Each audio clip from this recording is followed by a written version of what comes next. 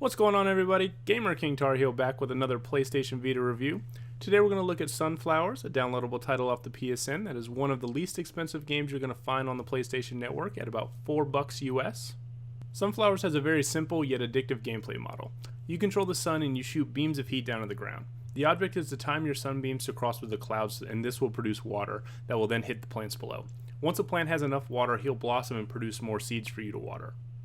The game ends when you're unable to water a certain number of seeds. Games can last for a very long time, so the game adds a little variety with rain clouds that will scorch your flowers, leaves that will cover your flowers so you can't water them, or bonus levels where you take over as the moon and the object kind of switches where you're no longer supposed to go through the clouds, but you're supposed to avoid them entirely.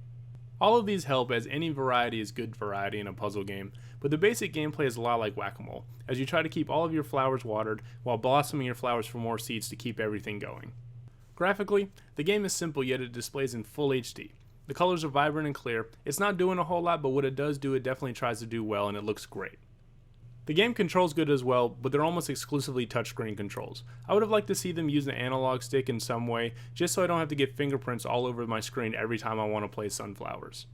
Beyond the actual gameplay, there's a secondary mode of collecting flowers. As you water your flowers, they'll begin to bloom, and you'll get to keep those flowers. The harder difficulty and the higher level you are, you're more likely to get rare flowers as you play.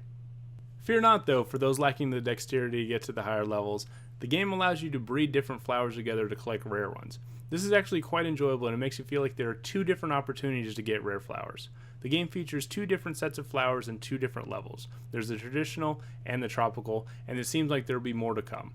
This means that as of right now, there are over 300 different flowers to collect, and if you're one of those completionists, you should be able to get some good value of trying to get them all. Overall, Sunflowers is a fine addition to the Vita PSN family, but make no mistake, it's a cell phone game. It's an app. The game is also available on iOS, but the Vita version is the same price, thankfully, and it doesn't have that crazy markup that Plants vs. Zombies did. Sunflowers is an enjoyable game that's priced reasonably well, has some good visuals, and some solid replay value. It's the type of game that's great for the handheld, and you can pick it up and play whenever you have a spare moment.